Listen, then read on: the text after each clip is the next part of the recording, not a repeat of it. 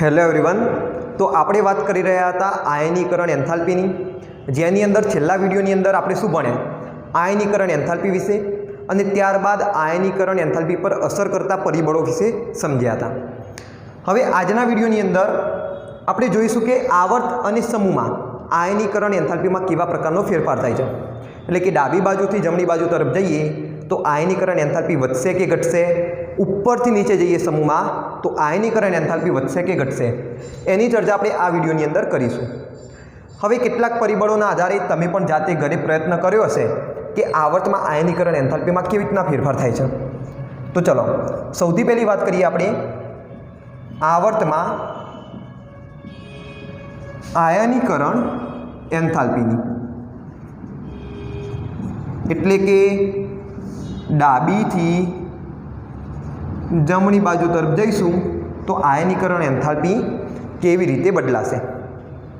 હવે તમે જુઓ, આપણે ઉદાહરણ તરીકે લઈએ બીજા આવર્તના તત્વો, જેમ કે lithium, beryllium, boron, carbon, nitrogen, oxygen, fluorine અને નિયોન। ચલો આ બીજા આવર્તના આપણે 8 તત્વો લીધા। આની અંદર આપણે જોઈએ કે આયનીકરણ એન્થાલ્પીમાં કેવો ફેરફાર થશે। આપણે જઈએ છીએ ડાબીથી જમણી બાજુ। જો આવર્તમાં ડાબીથી જમણી બાજુ તરફ જઈશું લિથિયમથી નિયોન તરફ, તો પરમાણુનું કદ ઘટતું જશે। પરમાણુનું કદ ઘટે છે। પરમાણુનું જો કદ ઘટે છે તો અસરકારક કેન્દ્રીય વીજભાર વધે છે। શું થશે? અસરકારક કેન્દ્રીય વીજભાર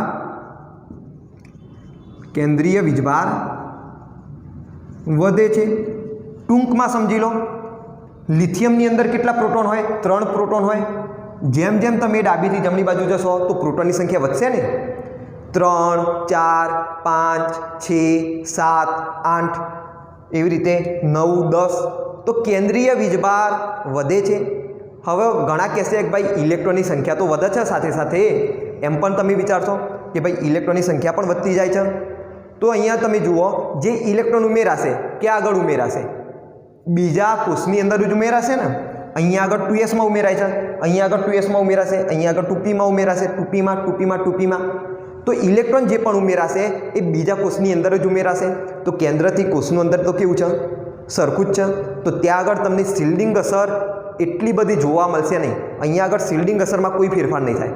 એટલે અહીંયા આગળ કોણ પ્રબળ છે? કેન્દ્રીય વીજભાર પ્રબળ છે। ખ્યાલ આવે છે? કોણ? કેન્દ્રીય વીજભાર પ્રબળ છે, અને એના કારણે અસરકારક કેન્દ્રીય વીજભાર વધશે। ક્લિયર છે?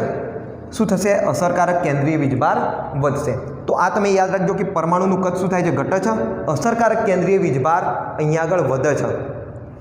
અસરકારક કેન્દ્રીય વીજભાર વધે એનો મતલબ કેન્દ્રનું સંયોજકતા કોષના ઇલેક્ટ્રોન પ્રત્યે આકર્ષણ વધારે છે। આકર્ષણ કેવું છે? વધારે છે। હવે જો આકર્ષણ વધારે હોય અને એવા ઇલેક્ટ્રોનને જો દૂર કરવો હોય તો ઉર્જા વધુ આપવી પડશે। કેવી? વધુ ઉર્જા આપવી પડશે। અને વધુ ઉર્જા આપવાનો મતલબ કે આયનીકરણ એન્થાલ્પીમાં વધારો થયો। શું થયું? આયનીકરણ એન્થાલ્પીમાં વધારો થયો। તો તમે ડાબી બાજુથી જમણી બાજુ તરફ જાઓ, એટલે કે લિથિયમથી નિયોન તરફ, તો પરમાણુનું કદ ઘટશે, અસરકારક કેન્દ્રીય વીજભાર વધશે, એટલે કે આયનીકરણ એન્થાલ્પીમાં વધારો થશે। ક્લિયર છે? તો જે નિયોન છે, ઉમદા વાયુ, એની આયનીકરણ એન્થાલ્પી તમને સૌથી વધુ જોવા મળશે। ભાઈ ઉમદા વાયુ છે, એમની ઇલેક્ટ્રોન રચના કેવી હશે? પૂર્ણ ભરાયેલી હશે। પૂર્ણ ભરાયેલી ઇલેક્ટ્રોન રચના કેવી હોય? સ્થાયી હોય। અને એમાંથી જો ઇલેક્ટ્રોન દૂર કરવો હશે તો સરળતાથી ઇલેક્ટ્રોન દૂર થશે નહીં, વધુ ઉર્જાની જરૂર પડશે।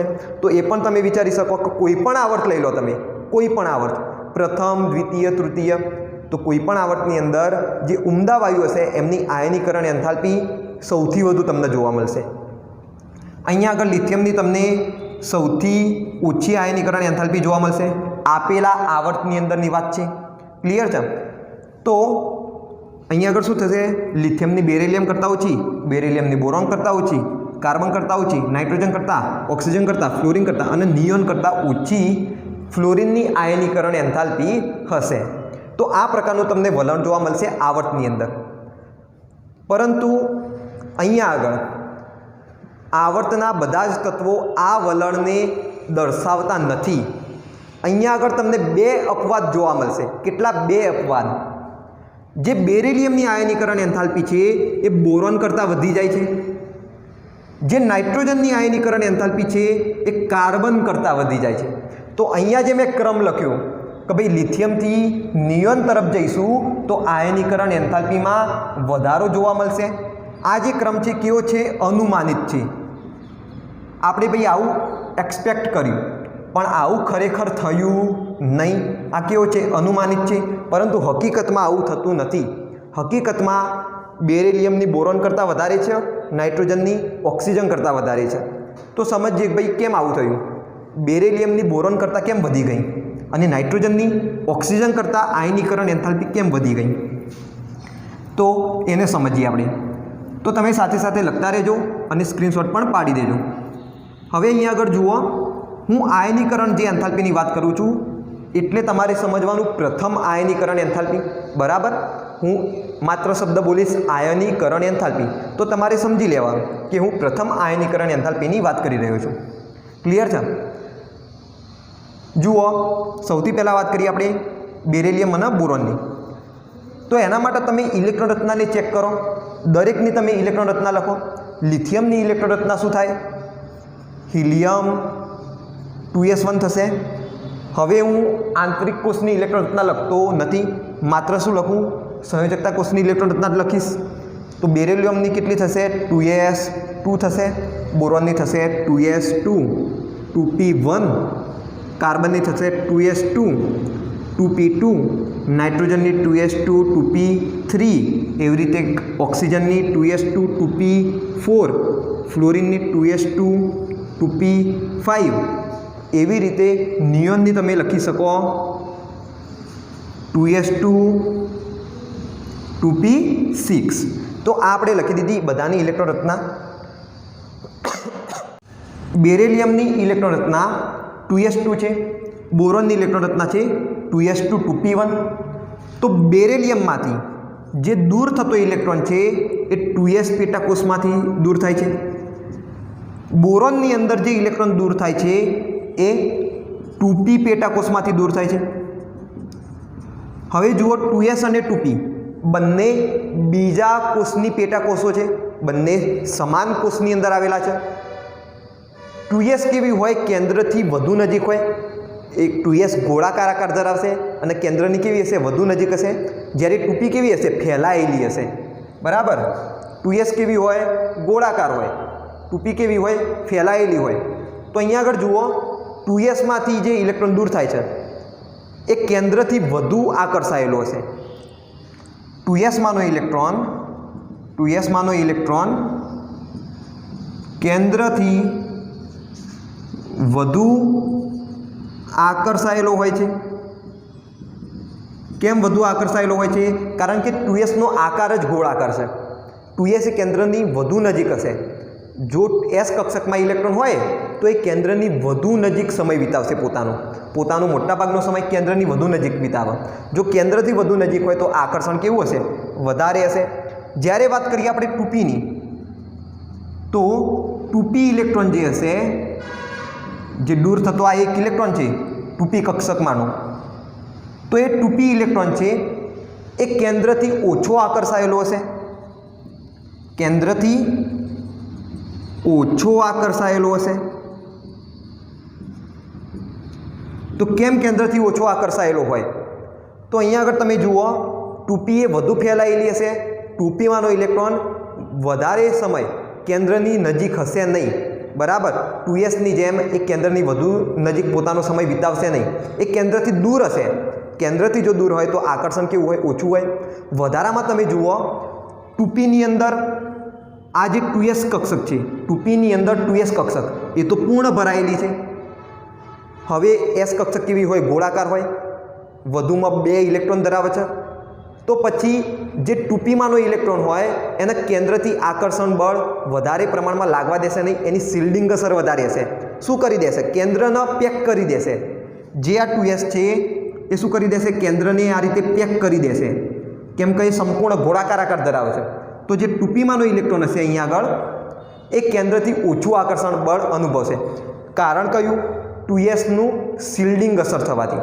2s શું દર્શાવશે? શિલ્ડિંગ અસર દર્શાવશે.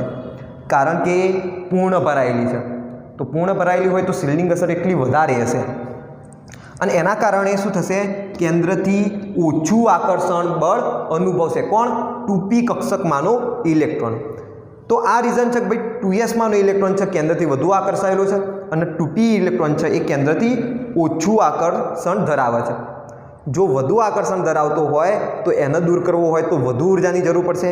એટલે કે 2s ઇલેક્ટ્રોનને દૂર કરવા વધુ ઉર્જાની જરૂર પડશે. જ્યારે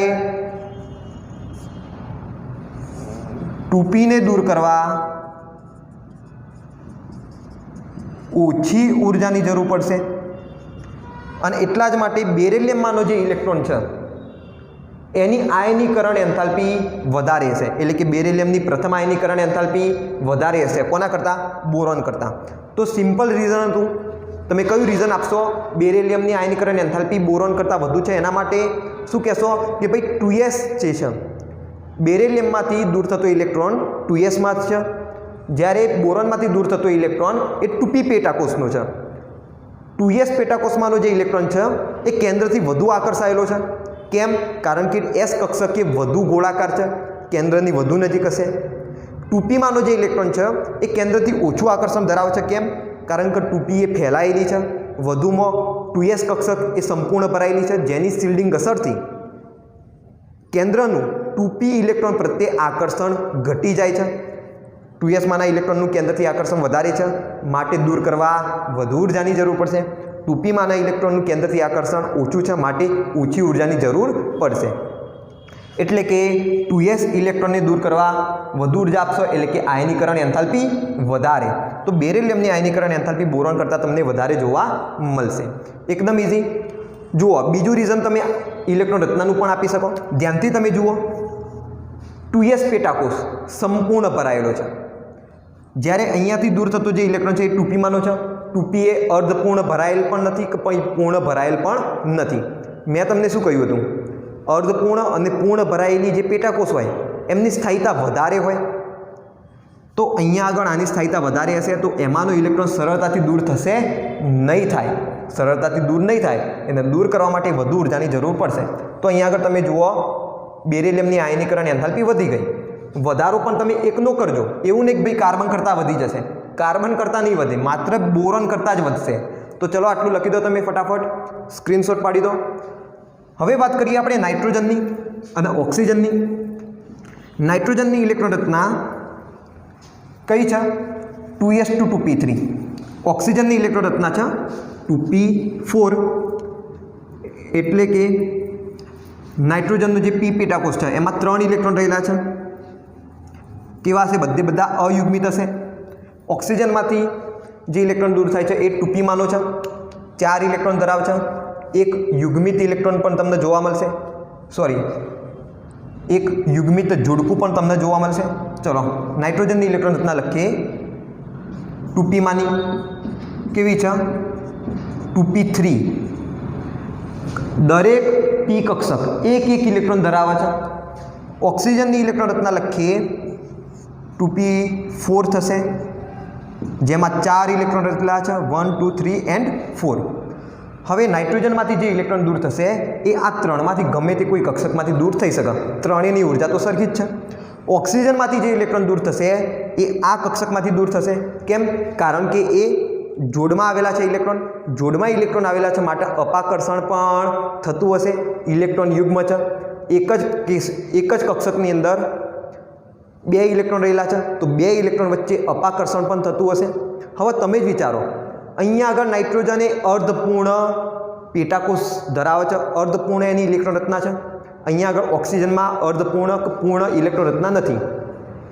અર્ધપૂર્ણ છે માટે એની સ્થાયિતા વધારે હશે. જો સ્થાયિતા વધારે હોય તો આમાંનો ઇલેક્ટ્રોન દૂર થવા માગશે નહીં, માગે દૂર થવા. એને દૂર કરવા માટે વધુ ઉર્જાની જરૂર પડશે, માટે એની આયનીકરણ એન્થાલ્પી કેવી હોય? ઓક્સિજન કરતાં વધારે હોય. વધારામાં તમે જુઓ, ઓક્સિજનમાં જે આ 2 ઇલેક્ટ્રોન છે એ એક જ કક્ષકમાં આવેલા છે તો અપાકર્ષણ પણ લાગતું હશે. હવે આવા અપાકર્ષણ પામેલા ઇલેક્ટ્રોનને દૂર કરવા ઓછી ઉર્જાની જરૂર પડશે. કેમ? કારણ કે ઇલેક્ટ્રોન ખુદ જ એવું વિચારતો હશે કે મારું અપાકર્ષણ ઓછું થાય, હું અહીંયાથી દૂર થઈ જાઉં તો સરળતાથી અહીંયા દૂર થઈ શકશે. એટલે કે આ ઓછી ઉર્જામાં દૂર થશે, આ વધુ ઉર્જામાં દૂર થશે તો નાઇટ્રોજનની આયનીકરણ એન્થાલ્પી કેવી હોય? ઓક્સિજન કરતાં વધારે હોય. તો એકદમ સિમ્પલ રીઝન કયું? આ કેવી છે? અર્ધપૂર્ણ ભરાયેલી છે. અને અર્ધપૂર્ણ ભરાયેલી જો પેટાકોષ હોય એમાંથી ઇલેક્ટ્રોનને દૂર કરવો હોય તો વધુ ઉર્જાની જરૂર પડશે. અહીંયા આગળ આ અર્ધપૂર્ણ કે પૂર્ણ ભરાયેલી નથી. વધારામાં ઇલેક્ટ્રોન વચ્ચે અપાકર્ષણ થાય છે. તો આવા અપાકર્ષણ પામેલા ઇલેક્ટ્રોનને દૂર કરવા તમારે ઓછી ઉર્જાની જરૂર પડશે. તો આ રીઝન તમે કોના માટે આપશો? નાઇટ્રોજન અને ઓક્સિજન માટે આપશો. એકદમ ઇઝી. ફરીથી જોઈ લો. નાઇટ્રોજનમાં અર્ધપૂર્ણ ભરાયેલી પેટાકોષ, એમાંથી ઇલેક્ટ્રોન સરળતાથી દૂર થવા માગશે નહીં કારણ કે સ્થાયી ઇલેક્ટ્રોન રચના ધરાવે છે. ઓક્સિજનમાં 2p4માંથી ઇલેક્ટ્રોન દૂર થાય છે, જેમાં બે ઇલેક્ટ્રોન વચ્ચે અપાકર્ષણ છે. અપાકર્ષણ વધુ હોવાથી એને દૂર કરવા માટે ઓછી ઉર્જાની જરૂર પડશે. તો નાઇટ્રોજનની આયનીકરણ એન્થાલ્પી ઓક્સિજન કરતાં કેવી છે? વધારે છે. બરાબર. તો લખજો તમે નાઇટ્રોજનની પ્રથમ આયનીકરણ એન્થાલ્પી ઓક્સિજન કરતાં વધારે અને બેરિલિયમની પ્રથમ આયનીકરણ એન્થાલ્પી બોરોન કરતાં વધુ હોય છે. તો આ તો જે મેં લખ્યું ઉપર એ કેવું છે? અનુમાનિત વલણ છે એનું. દ્વિતીય આવર્તના એટલે કે બીજા આવર્તના તત્વોનું અનુમાનિત વલણ છે આયનીકરણ એન્થાલ્પી પ્રત્યે. હકીકતમાં શું થાય છે? હકીકતમાં લિથિયમની આયનીકરણ એન્થાલ્પી ઓછી હશે, એના કરતાં વધારે બોરોનની હશે, બોરોન કરતાં વધારે બેરિલિયમની હશે, પછી કાર્બન આવશે, પછી ઓક્સિજન આવશે, ઓક્સિજન કરતાં વધારે નાઇટ્રોજનની હશે, એના પછી ફ્લોરિન આવશે ને એના પછી નિયોન આવશે. તો આ જે ક્રમ લખ્યો એ સાચો ક્રમ. Lithium, boron, beryllium, carbon, oxygen, nitrogen, fluorine, neon, આ સાચો ક્રમ છે. બરાબર. આ આયનીકરણ એન્થાલ્પીનું સાચું વલણ છે બીજા આવર્તના તત્વોનું. તો આ તો વાત કરીએ આપણે બીજા આવર્તની. ચલો વાત કરીએ ત્રીજા આવર્તની. તો ત્રીજા આવર્તમાં પણ સરખું જ થશે, આવું જ થશે. ત્રીજા આવર્તના તત્વો લઈએ આપણે. Sodium, magnesium, aluminium, silicon, phosphorus, sulphur, chlorine અને આર્ગોન. તો અહીંયા આગળ પણ તમે જુઓ મેગ્નેશિયમ અને એલ્યુમિનિયમના. મેગ્નેશિયમમાં ઇલેક્ટ્રોન હશે 3s2માં, એલ્યુમિનિયમમાં જે ઇલેક્ટ્રોન હશે એ 3s2 3p1માં હશે. એટલે કે અહીંયાથી 3sમાંથી દૂર થાય છે, અહીંયાથી 3pમાંથી દૂર થાય છે. કોના જેવું? બેરિલિયમ અને બોરોનના જેવું જ. બેરિલિયમમાં હતું 2s2, બોરોનમાં હતું 2s2 2p1. અહીંયા આગળ છે 3s2 3s1 3s2 3s2 3p1. તો અહીંયા આગળ પણ તમે જુઓ અર્ધપૂર્ણ ભરાયેલી અને અહીંયા આગળ આ પીમાંથી દૂર થાય છે. તો આની પણ આયનીકરણ એન્થાલ્પી એલ્યુમિનિયમ કરતાં વધારે હશે. આના જેવું રીઝન શેમાં આવશે? નાઇટ્રોજન, તો ફોસ્ફરસ, અહીંયા આગળ ઓક્સિજન હતું તો અહીંયા આગળ આવી ગયું સલ્ફર. તો ફોસ્ફરસની પણ આયનીકરણ એન્થાલ્પી સલ્ફર કરતાં તમને વધારે જોવા મળશે. રીઝન કયું? તો આમાં પણ શું થશે? ઇલેક્ટ્રોન રચના 3s2 3p3 થશે, અહીંયા આગળ 3s2 3p4 થશે. આ અર્ધપૂર્ણ ભરાયેલી છે અને આ કેવી છે? રેગ્યુલર છે. આમાં ઇલેક્ટ્રોન વચ્ચે અપાકર્ષણ હશે. તો જેવું રીઝન તમે બીજા આવર્ત માટે આપ્યું એવું જ રીઝન તમે અહીંયા આગળ આપશો ત્રીજા આવર્તના તત્વો માટે. મેગ્નેશિયમ એલ્યુમિનિયમ માટે આના જેવું રીઝન આપી દો. ફોસ્ફરસ સલ્ફર માટે નાઇટ્રોજન ઓક્સિજન જેવું રીઝન આપી દો. બંનેમાં તમને સરખા પ્રમાણની ઇલેક્ટ્રોન રચના જોવા મળશે. તો ત્રીજા આવર્તના તત્વોનો જો ક્રમ લખવો હોય તો કયો લખી શકાય? જો ક્રમ લખવો હોય, આપણે વલણ લખવું હોય તો આપણે લખી શકીએ sodium less than aluminium less than magnesium. મેગ્નેશિયમની એલ્યુમિનિયમ કરતાં વધી જશે. એના પછી સિલિકોન, એના પછી સલ્ફર આવશે, એના પછી ફોસ્ફરસ આવશે. બરાબર? સોરી, હા બરાબર. શું થશે? સલ્ફર આવશે, એના પછી ફોસ્ફરસ આવશે. કારણ કે ભાઈ ફોસ્ફરસની ઇલેક્ટ્રોન રચના ફોસ્ફરસની આયનીકરણ એન્થાલ્પી સલ્ફર કરતાં વધી જશે.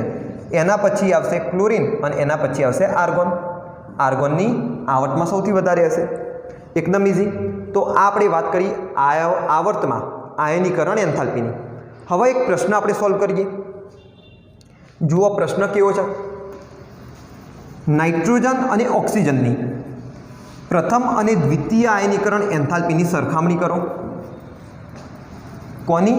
નાઇટ્રોજન અને ઓક્સિજનની. ચલો જોઈએ એક પ્રશ્ન. નાઇટ્રોજન અને ઓક્સિજનની પ્રથમ અને દ્વિતીય આયનીકરણ એન્થાલ્પીની સરખામણી કરો. ચલો સરખામણી કરીએ આપણે. નાઇટ્રોજનની વાત કરીએ તો નાઇટ્રોજનમાંથી પહેલાં આપણે એક ઇલેક્ટ્રોન દૂર કરીશું તો N+ ધન આયન બનશે. આના માટે જરૂરી ઉર્જા ΔH1 કહી દઈએ આપણે. તો આ શું થઈ ગઈ? નાઇટ્રોજનની પ્રથમ આયનીકરણ એન્થાલ્પી થઈ ગઈ. અહીંયા આગળ લઈ લઈએ આપણે ઓક્સિજન. ઓક્સિજનમાંથી આપણે એક ઇલેક્ટ્રોન દૂર કરીએ તો શું બની જશે? O+ ધન આયન બની જશે. એક ઇલેક્ટ્રોન છૂટો પડશે. આ માટે જરૂરી ઉર્જાને આપણે કહી દઈએ ΔH1 પ્રથમ આયનીકરણ એન્થાલ્પી ઓક્સિજનની. તો અહીંયા આગળ હું લખી દઉં O, અહીંયા આગળ હું લખી દઉં N. ક્લિયર છે બધાને? આ શું છે? નાઇટ્રોજનની પ્રથમ આયનીકરણ એન્થાલ્પી. આ છે ઓક્સિજનની પ્રથમ આયનીકરણ એન્થાલ્પી. હવે અહીંયા જ આપણે વાત કરી કે ભાઈ નાઇટ્રોજન કરતાં ઓક્સિજનની પ્રથમ આયનીકરણ એન્થાલ્પી ઓછી હશે. કેમ? તો નાઇટ્રોજનની ઇલેક્ટ્રોન રચના હતી 2s2 2p3 2p અર્ધપૂર્ણ ભરાયેલી હતી. એમાંથી ઇલેક્ટ્રોનને દૂર કરવા માટે વધુ ઉર્જાની જરૂર પડતી હતી. અહીંયા આગળ ઓક્સિજનની વાત કરીએ તો એની ઇલેક્ટ્રોન રચના હતી 2s2 2p4 જેમાં ઇલેક્ટ્રોન વચ્ચે અપાકર્ષણ હતું. સરળતાથી ઇલેક્ટ્રોનને દૂર કરી શકાતો હતો. તો એની આયનીકરણ એન્થાલ્પી કેવી હતી? ઓછી હતી. તો ΔH1 nitrogen greater than ΔH2 nitrogen છે. ΔH1 ઓક્સિજન છે. આ તો હમણાં જ આપણે વાત કરી એટલે આનો તો તમને ખ્યાલ જ છે. કમ્પેરિઝન આપણે કઈ કરવાની છે? દ્વિતીય આયનીકરણ એન્થાલ્પી, પ્રથમ આયનીકરણ એન્થાલ્પી. તો પ્રથમ આયનીકરણ એન્થાલ્પી નાઇટ્રોજનની ઓક્સિજન કરતાં કેવી હશે? વધારે હશે. ચલો વાત કરીએ દ્વિતીય આયનીકરણ એન્થાલ્પીની. હજુ આપણે શું કર્યું? આ જે નાઇટ્રોજન હતું N+, એમાંથી એક ઇલેક્ટ્રોન દૂર કર્યો તો શું બની જાય? N2+ આયન બની જાય. અહીંયા આગળ એક ઇલેક્ટ્રોન દૂર થઈ ગયો. તો આ માટે જરૂરી ઉર્જાને કહી દઈએ ΔH2 નાઇટ્રોજનની N પરમાણુની દ્વિતીય આયનીકરણ એન્થાલ્પી. એવી રીતે અહીંયા આગળ જોઈએ આપણે ઓક્સિજન માટે બની જશે O2+, એક ઇલેક્ટ્રોન દૂર થઈ ગયો. આના માટે જરૂરી ઉર્જા જે હતી એને કહી દઈએ ΔH2 ઓક્સિજન પરમાણુની દ્વિતીય આયનીકરણ એન્થાલ્પી. તો પછી નાઇટ્રોજનની વધારે હશે કે ઓક્સિજનની વધારે હશે? નાઇટ્રોજનની દ્વિતીય આયનીકરણ એન્થાલ્પી ઓક્સિજન કરતાં વધારે હશે કે ઓછી હશે? પહેલાં જાતે તમે વિચારો. ઇલેક્ટ્રોન રચનાની જુઓ તમે. અહીંયા આગળ જુઓ N+ ની ઇલેક્ટ્રોન રચના કેવી થઈ ગઈ? 2s2 2p2 થઈ ગઈ. O+ ની કેવી થઈ ગઈ? 2s2 2p3 થઈ ગઈ. હવે ધ્યાનથી જુઓ. દૂર થતો ઇલેક્ટ્રોન 2p2માં લો. અહીંયા આગળ દૂર થતો ઇલેક્ટ્રોન 2p3માં લો છે. અહીંયાથી દૂર થતો ઇલેક્ટ્રોન છે 2p2માં. અહીંયાનો દૂર થતો ઇલેક્ટ્રોન છે 2p3માંથી. તો તમે જ વિચારો. આ છે અર્ધપૂર્ણ પી પેટાકોષ. અર્ધપૂર્ણ પી પેટાકોષ હોય તો એમાંથી ઇલેક્ટ્રોનને દૂર કરવા માટે વધુ ઉર્જાની જરૂર પડશે. અહીંયા આગળ આ 2p અર્ધપૂર્ણ નથી. તો અહીંયાથી ઇલેક્ટ્રોન જો દૂર કરવો હશે તો તમારે વધુ ઉર્જાની જરૂર પડશે. મતલબ કે ΔH2n કરતાં વધારે હશે. ΔH2 oxygen greater than ΔH2 nitrogen. મતલબ કે નાઇટ્રોજનની પ્રથમ આયનીકરણ એન્થાલ્પી ઓક્સિજનથી વધુ હોય, પરંતુ ઓક્સિજનની દ્વિતીય આયનીકરણ એન્થાલ્પી નાઇટ્રોજનથી વધુ હોય તો આ તમે લખી શકો. તો આ ખાસ ધ્યાન રાખવાનું. જેઈ નીટની અંદર પૂછાઈ શકે, રીઝન પણ તમને પૂછાઈ શકે. તો રીઝન તમે આપી શકો આ રીતે. કોના આધારે? ઇલેક્ટ્રોન રચનાના આધારે. પહેલા કિસ્સામાં શું થયું? પ્રથમ આયનીકરણ એન્થાલ્પીની જ્યારે કમ્પેરિઝન કરશો તમે તો એમાં તમને નાઇટ્રોજનની અર્ધપૂર્ણ પેટાકોષ મળશે. દ્વિતીય આયનીકરણ એન્થાલ્પી માટે તમે જો કમ્પેરિઝન કરશો તો તમને ઓક્સિજન માટે એટલે કે આ જે O+ આયન છે એના માટે અર્ધપૂર્ણ પેટાકોષ મળશે, બરાબર. તો ઓક્સિજનની દ્વિતીય આયનીકરણ એન્થાલ્પી નાઇટ્રોજન કરતાં કેવી હોય? વધારે હોય. જ્યારે નાઇટ્રોજનની પ્રથમ આયનીકરણ એન્થાલ્પી ઓક્સિજન કરતાં વધારે હોય. તો ચલો આ તમે નોટ ડાઉન કરી દો, સ્ક્રીનશોટ પાડી દો. આગળ આપણે વાત કરીએ સમૂહમાં આયનીકરણ એન્થાલ્પી. ચલો સમૂહમાં આયનીકરણ એન્થાલ્પી. તો જ્યારે આપણે પરિબળોની ચર્ચા કરી રહ્યા હતા ત્યારે આપણે ટૂંકમાં એની ચર્ચા કરી દીધી હતી અને તમને ખ્યાલ પણ આવી ગયો હશે. જેવી રીતે આવર્તમાં ઇલેક્ટ્રોન રચનાના આધારે કમ્પેરિઝન કરી તમે કમ્પેરિઝન કરી શકો સમૂહમાં. તો સમૂહમાં જો આપણે ઉપરથી નીચેની તરફ જઈએ તો આયનીકરણ એન્થાલ્પીમાં કેવા પ્રકારનો ફેરફાર થશે? તો સૌથી પહેલાં તો તમે જાતે પ્રયત્ન કરી જુઓ કે સમૂહમાં ઉપરથી નીચે જશો તો શું થશે?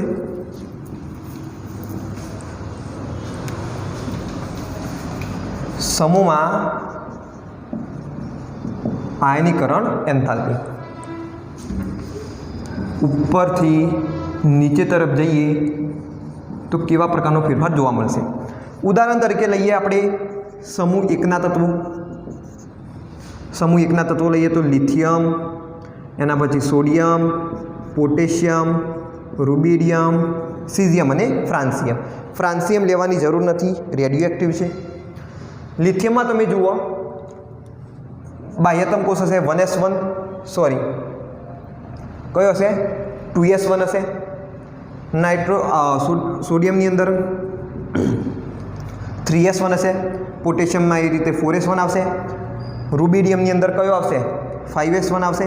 એવી રીતે સીઝિયમમાં 6s1 આવશે. તો અહીંયા આગળ તમે જુઓ દરેક આવર્તે કોષ વધતો જાય છે. દરેક કોષ વધતો જાય છે. અહીંયા આગળ 2s હતો, 3s થયો, 4, 5, 6 થઈ ગયો. મતલબ કે કોષો વધતા જાય છે. કેન્દ્રથી સંયોજકતા કોષનું અંતર વધતું જાય છે. જો અંતર વધશે તો આકર્ષણ ઘટશે, અને જો આકર્ષણ ઘટશે તો એવા ઇલેક્ટ્રોનને દૂર કરવા માટે ઓછી ઉર્જાની જરૂર પડશે. એટલે કે ઉપરથી નીચેની તરફ જઈએ તો પરમાણ્વીય કદ વધે છે.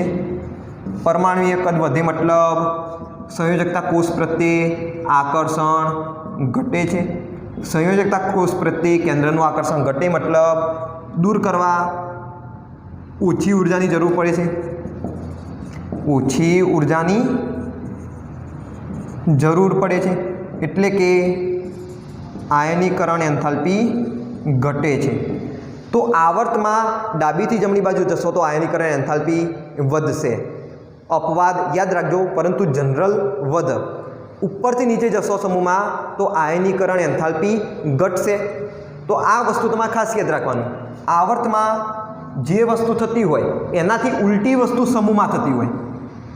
આયનીકરણ એન્થાલ્પી આવર્તમાં વધે છે તો સમૂહમાં ઘટે છે. ક્લિયર છે? તો આ વસ્તુ તમને જોવા મળશે. કોઈ પણ તમે વલણ લઈ લો, આયનીકરણ એન્થાલ્પી, ઇલેક્ટ્રોન પ્રાપ્તિ એન્થાલ્પી, વિદ્યુતના કોઈ પણ લઈ લો તમે, એમાં તમને આ પ્રકારનું જોવા મળશે. જે વસ્તુ આવર્તમાં વધતું હોય સમૂહમાં ઘટતું હોય, જે વસ્તુ આવર્તમાં ઘટતું હોય એ સમૂહમાં વધતું હોય, આવું તમને જોવા મળશે. ક્લિયર છે? તો આ ખાસ યાદ રાખજો. તો શું થયું? લિથિયમથી સીઝિયમ તરફ જશો તો આયનીકરણ એન્થાલ્પી ઘટશે, બરાબર. જ્યારે લિથિયમથી નિયોન તરફ જશો તો આયનીકરણ એન્થાલ્પી વધશે. હવે અહીંયા આગળ આ જે વલણ છે એ નિયમિત રીતે જોવા મળશે. આની અંદર તમને અપવાદ જોવા મળશે નહીં. એવી રીતે તમે સમૂહ 2 પણ લઈ શકો. સમૂહ 2 લઈ લઈએ તો beryllium, magnesium, calcium, strontium and barium. એના પછી તમે રેડિયમ પણ લઈ શકો, બરાબર. તો આની અંદર પણ શું થશે? આયનીકરણ એન્થાલ્પીમાં ઉપરથી નીચે જશો તેમ વધારો જોવા મળશે, બેરિલિયમથી બેરિયમ સુધી. ચલો, તો આનો પણ તમે સ્ક્રીનશોટ પાડી દો ઝડપથી. આના પછી આપણે એક ક્વેશ્ચન લઈ લઈએ ફરીથી એકવાર. સમૂહમાં આયનીકરણ એન્થાલ્પી ઉપરથી નીચે જશો તો શું થશે? ઘટશે. રીઝન શું આપશો તમે? ઘટવાનું રીઝન શું આપશો? તો એમ કહેશો કે ઉપરથી નીચે જઈએ તેમ પરમાણ્વીય કદ વધતું જાય, સંયોજકતા કોષનું કેન્દ્રથી અંતર વધતું જાય, અંતર વધશે તો આકર્ષણ ઘટશે, અને જો આકર્ષણ ઘટે તો એવા ઇલેક્ટ્રોનને દૂર કરવા ઓછી ઉર્જાની જરૂર પડશે. ઓછી ઉર્જાની જરૂર પડી એનો મતલબ શું થયો? આયનીકરણ એન્થાલ્પીમાં ઘટાડો થયો. એકદમ ઇઝી. તો આવર્ત અને સમૂહની અંદર કેવા ફેરફારો થાય છે? બીજું, આવર્તની અંદર કયા અપવાદો છે અને એના માટેનું કારણ શું છે? તો એના વિશે તમને ખ્યાલ હોવો જોઈએ હવેથી. ક્લિયર છે બધાને? ચલો એક એક્ઝામ્પલ લઈએ. લાસ્ટ એક્ઝામ્પલ લઈ લઈએ આપણે. નાઇટ્રોજન અને નાઇટ્રોજન ધન આયનની અંદર N અને N+ આયનમાં આયનીકરણ એન્થાલ્પીની સરખામણી કરો. તો તમે શું કરશો? જે રીતે કરતા આવ્યો છો તેમ નાઇટ્રોજનમાંથી એક ઇલેક્ટ્રોનને દૂર કરીને N+ બનાવશો. બરાબર? આની કંઈક આયનીકરણ એન્થાલ્પી હશે. એવી રીતે N+ માંથી એક ઇલેક્ટ્રોન દૂર કરીને N2+ બનાવશો. આની કંઈક આયનીકરણ એન્થાલ્પી હશે. બરાબર? કોની વધારે હશે, કોની ઓછી હશે, એ આપણે અહીંયા આગળ જોવાનું છે. તો તમે કરશો નાઇટ્રોજનની ઇલેક્ટ્રોન રચના કઈ છે? 2s2 2p3. એક ઇલેક્ટ્રોન દૂર થયો. પહેલાં અહીંયા લખી દઈએ. આની ઇલેક્ટ્રોન રચના કઈ છે? 2s2 2p2. કેમ? કારણ કે હવે એક ઇલેક્ટ્રોન દૂર થઈ ગયો ને, પીમાંનો એક ઇલેક્ટ્રોન દૂર થઈ ગયો એટલે N+ આયન બની ગયો. તો આ છે 2s2 2p3, આ છે 2s2 2p2. હવે અહીંયા આગળ જુઓ, જે પી પેટાકોષ છે એ અર્ધપૂર્ણ ભરાયેલ છે નાઇટ્રોજનની અંદર. જે N+ ધન આયન છે એની અંદર અર્ધપૂર્ણ ભરાયેલ છે? ના, અર્ધપૂર્ણ ભરાયેલ નથી. તો તમે ડાયરેક્ટ ઇલેક્ટ્રોન રચનાથી કહી દેશો કે ભાઈ નાઇટ્રોજનની ઇલેક્ટ્રોન રચના નાઇટ્રોજનની આયનીકરણ એન્થાલ્પી N+ આયન કરતાં વધારે હશે. તમે એવું કહેશો નાઇટ્રોજનની આયનીકરણ એન્થાલ્પી N+ આયન કરતાં વધારે હશે. પરંતુ ત્યાં જ આગળ તમે પડી જશો ખોટા. કેમ? અહીંયા આગળ તમે જુઓ, બંને સરખા તત્વો છે. નાઇટ્રોજન છે, નાઇટ્રોજન ધન આયન છે, બંને સરખા. એકચ્યુઅલીમાં આ થશે આયનીકરણ એન્થાલ્પી પ્રથમ. આ પ્રથમ આયનીકરણ એન્થાલ્પી થશે નાઇટ્રોજનની, જ્યારે આ થશે નાઇટ્રોજનની દ્વિતીય આયનીકરણ એન્થાલ્પી. કઈ રીતે જુઓ? Nમાંથી એક ઇલેક્ટ્રોન દૂર કર્યો, N+ બનાવ્યું. N+ માંથી હજુ એક ઇલેક્ટ્રોન દૂર કરો તો શું બની જશે? N2+ નહીં બની જાય? તો અહીંયા આગળ માટે જરૂરી ΔH1 છે. આ રિએક્શન માટે જરૂરી ઉર્જા ΔH2 છે. જુઓ તમે ધ્યાનથી, બંને સરખા તત્વો છે. સરખા તત્વો છે.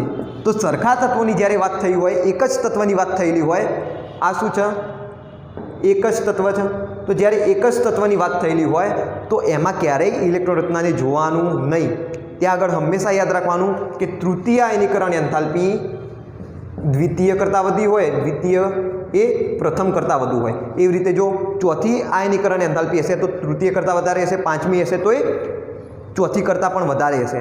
ખ્યાલ આવે છે? તો હંમેશા યાદ રાખવાનું કે દ્વિતીય આયનીકરણ એન્થાલ્પી પ્રથમ કરતાં વધુ હોય, તૃતીય દ્વિતીય કરતાં વધુ હોય, ચોથી ત્રીજી કરતાં વધુ હશે, પાંચમી ચોથી કરતાં વધુ હશે, છઠ્ઠી હશે ને તો એ પાંચમી કરતાં પણ વધુ જ હશે. ઓલવેઝ હંમેશા આવું થશે. તો ખાસ ધ્યાન રાખવાનું, જ્યારે એક જ તત્વ આવે તો શું સરખાવવાનું? કશું સરખાવવાનું જ નહીં. યાદ જ રાખવાનું તૃતીય, દ્વિતીય અને પ્રથમ આયનીકરણ એન્થાલ્પીનો ક્રમ. ઇલેક્ટ્રોન રચનાને સરખાવવાની નહીં. તો આ ખાસ ધ્યાન રાખજો. એક્ઝામની અંદર, જેઈ અથવા તો નીટની અંદર અથવા તો ગુજકેટ અથવા તો કોઈ બોર્ડની અંદર કોઈ પણ જગ્યાએ આવું કોઈ MCQ આવે, આવે કોઈ સવાલ આવે તો હંમેશા યાદ રાખવાનું કે એક જ તત્વ જો હોય તો ક્યારેય ઇલેક્ટ્રોન રચનાની સરખાવવી નહીં. તો મારા ખ્યાલથી આયનીકરણ એન્થાલ્પીમાં કેવા પ્રકારનો ફેરફાર થાય છે, એનું આવર્તી વલણ કેવું છે, આવર્તમાં અને સમૂહની અંદર બંનેમાં, એ સમજ પડી ગઈ હશે સારી એવી. જો હજુ પણ કોઈ ડાઉટ હોય તો તમે કમેન્ટની અંદર જણાવી શકો છો. નેક્સ્ટ વિડીયોની અંદર આપણે એ ડાઉટને સોલ્વ કરવાનો પ્રયત્ન કરીશું. તો ચલો, આ વિડીયોની અંદર માત્ર આટલું જ. મળીએ નેક્સ્ટ વિડીયોની અંદર.